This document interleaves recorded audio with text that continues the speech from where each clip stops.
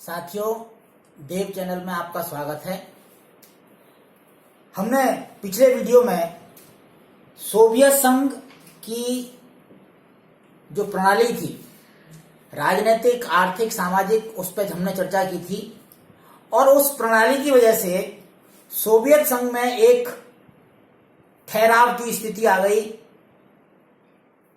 वस्तुओं के दाम बढ़े हुए थे, उत्पादन गिर गया था और जो उत्पादन के गिरने से जो उपभोक्ता वस्तुएं थीं उनकी बहुत भारी कमी हो गई थी।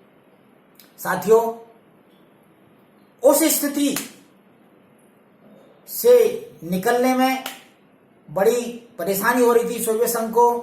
उधर अफगानिस्तान में भी उसको अपनी फौजें भेजनी पड़ी थी और अमेरिका के साथ उसकी होड़ चली रही थी, हथियारों पर होड़ चली रही थी, अपने साथी देशों को उसको हेल्प करनी थी।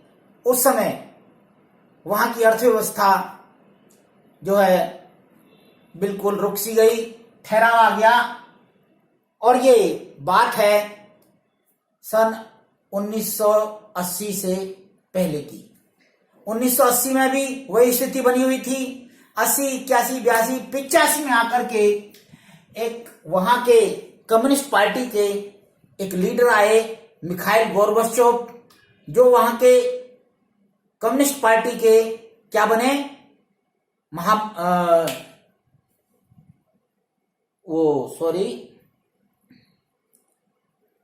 कम्युनिस्ट पार्टी के वो महासचिव बने। और कम्युनिस्ट पार्टी के जो प्रेसिडेंट थे वो थे बोरिस येल्त्सिन। जब वो महासचिव बने तो महासचिव का पद ऐसा होता है जैसे हमारे भारत में प्रधानमंत्री। महासचिव बने 1985 में और वहां की ठहरी हुई व्यवस्था, अर्थव्यवस्था को देख करके उस समय पूरे विश्व में, पश्चिमी देशों में सूचना क्रांति आ रखी थी और सोवियत संघ उससे कंपटीशन नहीं कर पा रहा था। तो उस सूचना क्रांति के साथ चलने के लिए, अर्थव्यवस्था को ठीक करने के लिए उन्होंने कुछ बदलाव किए सोवियत संघ की व्यवस्था में। और वो क्या बदलाव थे? एक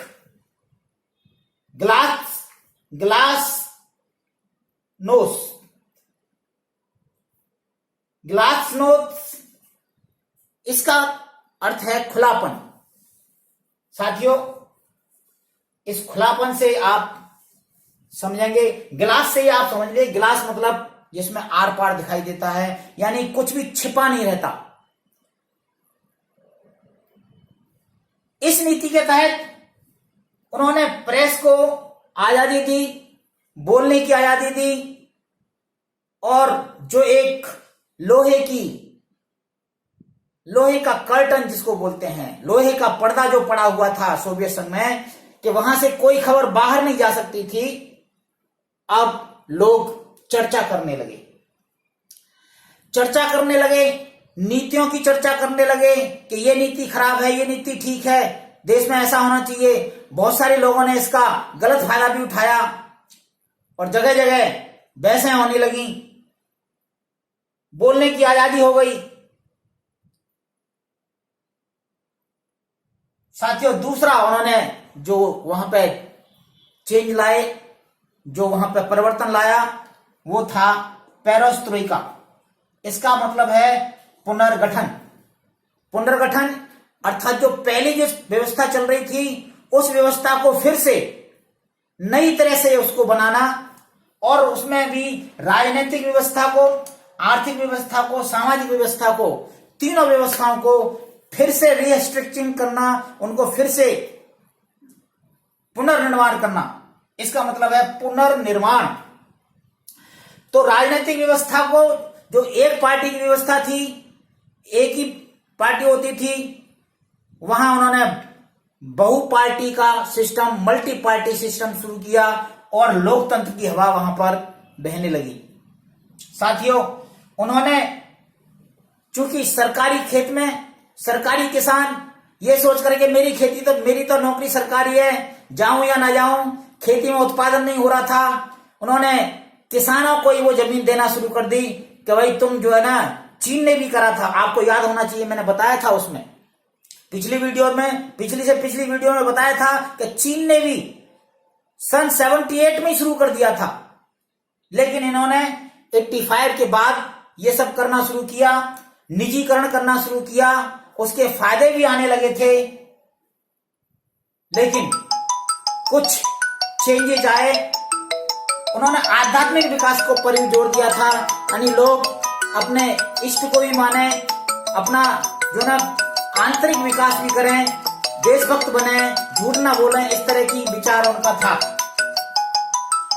इन सारी बातों का क्या असर हुआ बच्चों, आओ मैं आपको लेके चलता हूं कि सोवियत संघ में इनके इन विचारों का, मिखाइल गोर्बाचेव के इन विचारों का, इन परिवर्तनों का, इन सुधारों का क्या असर हुआ। प्यारे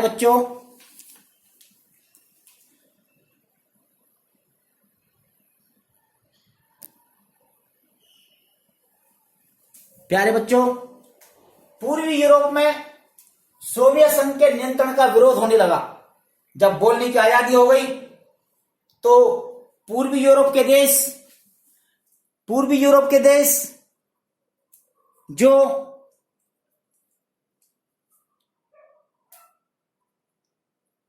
मैं आपको दिखाना चाहूंगा कौन कौन से थे जो कि सोवियत संघ के नियंत्रण में रहा करते थे, सोवियत संघ की वो कठपुतली सरकार हुआ करते थे।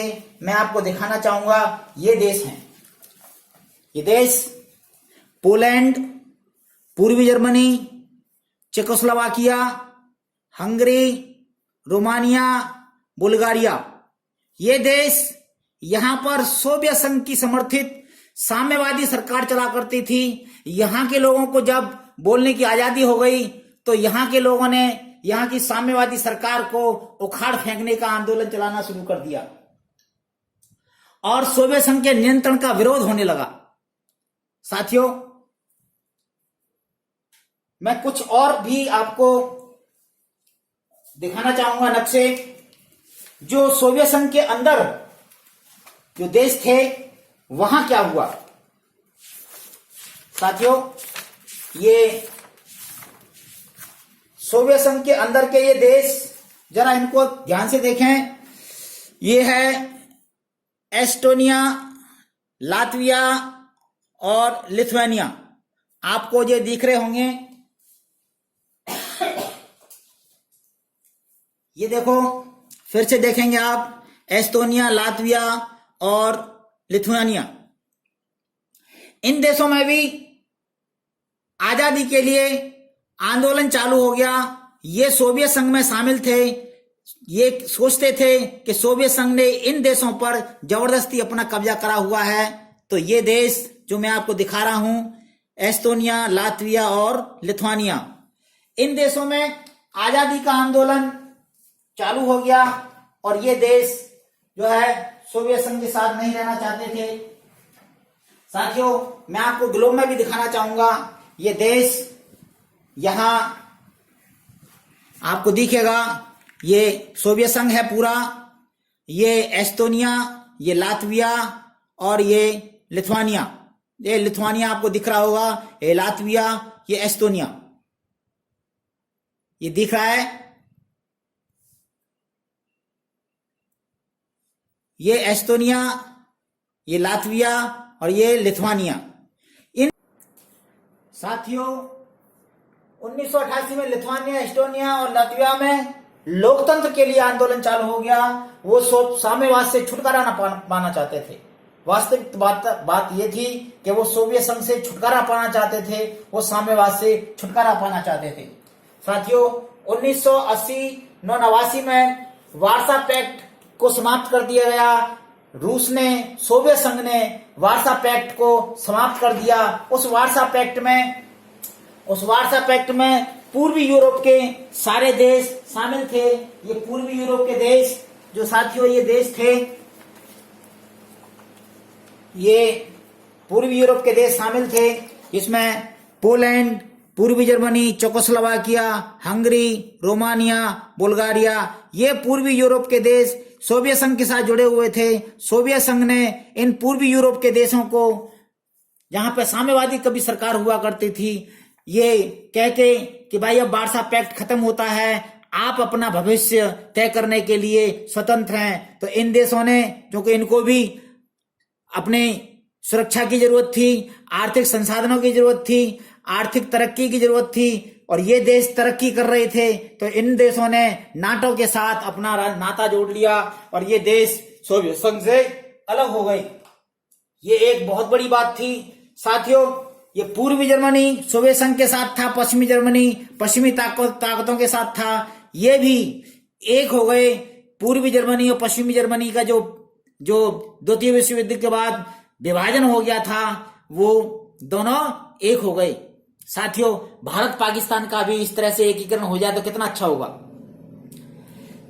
साथियों, बर्लिन की दीवार गिरा दी गई। ये बर्लिन की दीवार पूर्वी जर्मनी और पश्चिमी जर्मनी के बीच में बनी हुई थी। ये प्रतीक थी पूर्वी जर्मनी और पश्चिमी जर्मनी की को तोड़ने वाली, जो बीच में जो डिवाइड करने वाली दीवार थी, ये पूंजीवाद और समाजवाद की प्रतीक थी। ये दीवार गिरा दी गई और इस तरह से अमेरिका ने कहा कि अब साथियों, साम्यवाद सब जगह से खत्म हो गया, साम्यवाद पूर्वी यूरोप से खत्म हो गया, अब जो है ना शीत युद्ध समाप्त हो गया।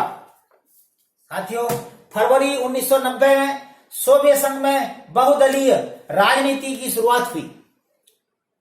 वहां पे भी कई सारे दल बन के निकल के आए और कम्युनिस्ट पार्टी का जो एकाधिकार था, जो उसकी मोनोपोली थी, सब जगह कम्युनिस्ट पार्टी ही जीतती थी, क्योंकि उसका ही आदमी एक खड़ा होता था, उसी को चुनना होता था। अब वो व्यवस्था खत्म हो गई। तो सन 1990 में रूसी संसद द्वारा स्वतंत्रता की घोषणा कर दी। रूसी संसद में ये प्रस्ताव पास हुआ कि रूस अब सोवियत संघ से अलग हो रहा है। और उसके बाद मार्च 1990 में लिथुआनिया पहला स्वतंत्र गणराज्य बना। और प्यारे बच्चों, जून 1990 में बोरिस येल्त्सिन का कम्युनिस्ट पार्टी से इस्तीफा हो गया। जब गोरबाचोव, मैंने बताया था, गोरबाचोव जब महासचिव बने थे तो उस समय प्रेसिडेंट कौन थे? Boris Yeltsin. बोरिस येल्त्सिन ने कम्युनिस्ट पार्टी के अध्यक्ष पद से इस्तीफा दे दिया और वो पहले रूस के राष्ट्रपति चुने गए। साथियों, मैं आपको यहां से बताऊं, इनमें आंदोलन चल रहा था लिथुआनिया, एस्टोनिया, लातविया में, और वार्सा पैक्ट जो खत्म हो गया था, इससे जो पुराने कम्युनिस्ट नेता थे बहुत ही खफा थे। उनको अपनी जो रोजी रोटी चल रही थी, उनके भाई भतीजावाद से उनका जो है सिस्टम चल रहा था, उनको अपने भविष्य अंधकार में आने लगा। उन्होंने कम्युनिस्ट पार्टी को बनाए रखने के लिए, कम्युनिज्म को बनाए रखने के लिए, साम्यवाद को बनाए रखने के लिए और सोवियत संघ को बनाए रखने के लिए उनको लगा कि सोवियत संघ बिल्कुल अब टूट जाएगा। तो उन्होंने सन 1990 अगस्त में गोरबाचोव का तख्ता पलट करने की कोशिश की। गोरबाचोव एक होटल में ठहरे हुए थे, उनको होटल में अरेस्ट कर लिया और वहीं अरेस्ट करके वहां मास्को में जाकर के कह दिया कि भाई गोरबाचोव बीमार हैं। वो 7-8 लीडर थे, उन्होंने कहा वह हम चला रहे हैं इस देश का शासन, और वही पुराना शासन जो कम्युनिस्ट शासन था वही लादना चाहते थे, उसी के अनुसार चलना चाहते थे, जिसमें बोलने की आजादी नहीं थी, जिसमें प्रेस की आजादी नहीं थी, जिसमें लोकतंत्र नहीं था, उसी को लाना चाहते थे। वो सोवियत संघ को जो ना चाहते थे कि ये एक रहे, लेकिन तब तक बहुत देर हो चुकी थी। जनता को आजादी में रहने की थोड़ी सी हवा लग गई थी, खिड़कियां खुल गई थीं। अब जनता उस कैद खाने में रहना नहीं चाहती थी। जनता सड़कों पर निकल आई, सड़कें भर गईं और सरकार में जो लोग बैठ गए थे, 7-8 लोग जो गोरबाचोव को बंदी बना करके बैठ गए थे, उन्होंने सेना बुला ली। सेना आनी थी, लेकिन सेना ने गोली चलाने से मना कर दिया। बोरिस येल्त्सिन उस समय बड़े नेता बनकर के निकले, उन्होंने टैंक के पास जाकर के उन्होंने टैंक पर चढ़ करके जनता को संबोधित किया कि नहीं, अब हम पुराना कम्युनिस्ट शासन, वो पुराना जो जिल्लत वाला शासन, जो पुराना जिसमें पर्दे होते थे, काय के आयरन के पर्दे, लोहे के पर्दे, जहां से कोई बात छन करके, कोई बात जो है ना प्रेस के माध्यम से किसी देश में न चली जाए, वो नहीं चाहते थे कि इस तरह का शासन दोबारा से लौटे। और उन्होंने जनता का नेतृत्व किया और तख्ता पलट असफल हो गया। सेना ने एक गोली नहीं चलाई।